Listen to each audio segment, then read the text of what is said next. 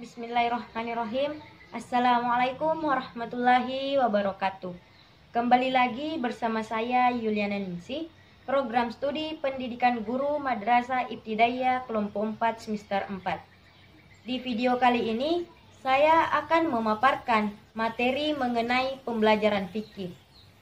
Sebelum melanjutkan video, jangan lupa di like, comment, and subscribe.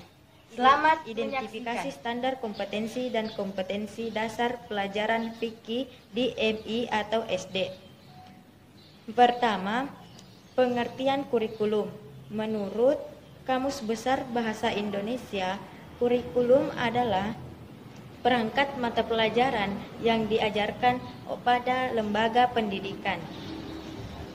Dan menurut Undang-Undang Nomor 20 Tahun 2003 tentang Sistem Pendidikan Nasional menyebutkan bahwa kurikulum adalah seperangkat rencana dan pengaturan mengenai tujuan, isi, bahan, dan pelajaran serta cara yang digunakan sebagai pedoman penyelenggaraan kegiatan pembelajaran untuk mencapai tujuan pendidikan tertentu. Pengertian standar kompetensi. Untuk memantau perkembangan mutu pendidikan diperlukan standar kompetensi, di mana standar kompetensi dapat diartikan sebagai pernyataan tentang pengetahuan, keterampilan, dan sikap yang harus dikuasai peserta didik, serta tingkat penguasaan yang diharapkan dicapai dalam mempelajari suatu mata pelajaran. Dan selanjutnya pengertian kompetensi dasar, di mana kompetensi dasar adalah pengetahuan, keterampilan, dan sikap-sikap yang minimal harus dikuasai oleh peserta didik untuk menunjukkan bahwa mereka telah menguasai standar kompetensi yang ditetapkan. Oleh karena itu, maka kompetensi dasar merupakan penjabaran dari standar kompetensi. Baik, selanjutnya langkah penyusunan kompetensi dasar.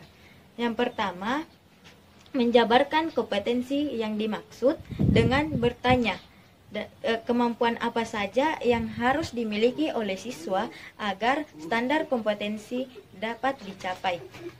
Jawaban dari pertanyaan tersebut kemudian didaftarkan bait yang menyangkut pengetahuan, sikap, dan keterampilan.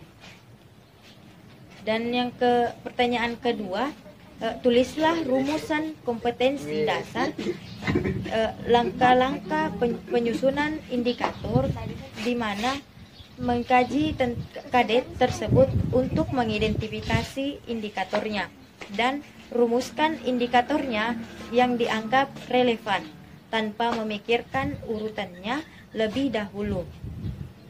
Tentukan indikator-indikator yang relevan dan tuliskan sesuai dengan urutannya.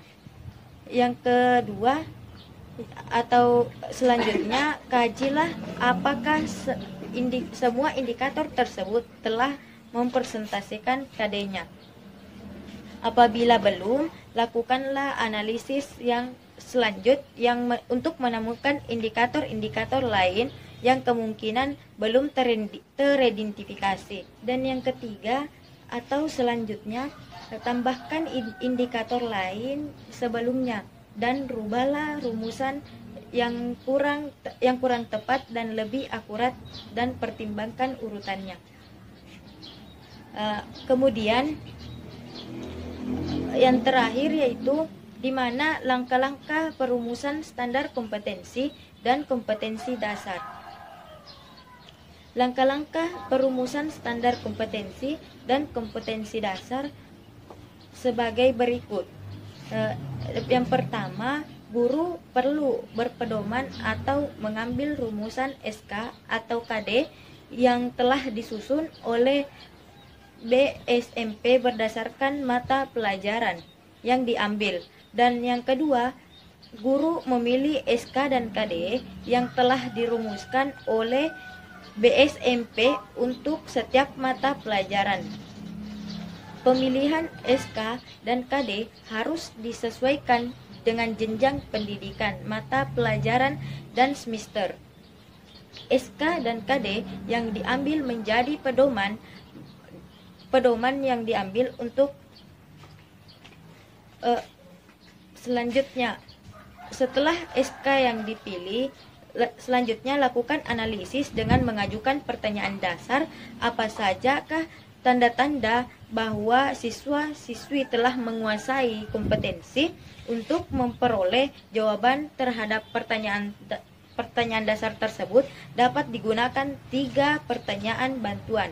Dan yang pertama, pengetahuan apa saja yang harus dikuasai oleh siswa-siswi, dan yang kedua, keterampilan apa sajakah yang harus dapat ditampilkan oleh siswa-siswi, dan yang ketiga, sikap atau perlakuan apa sajakah yang dibatinkan dalam atau diterapkan dalam siswa-siswi.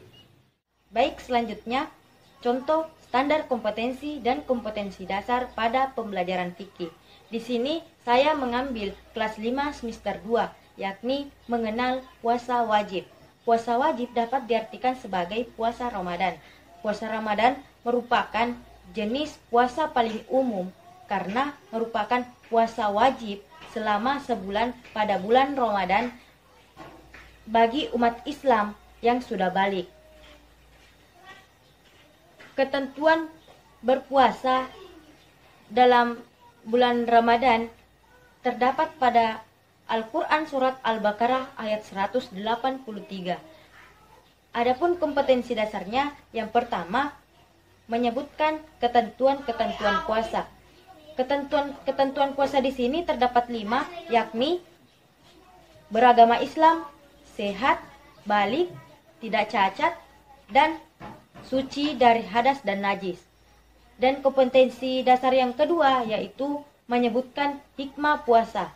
Hikmah puasa di sini terdapat 6, yakni memperoleh ketakwaan, melatih kesabaran, melatih pengendalian diri, melatih disiplin diri, melatih empati, dan menyehatkan badan.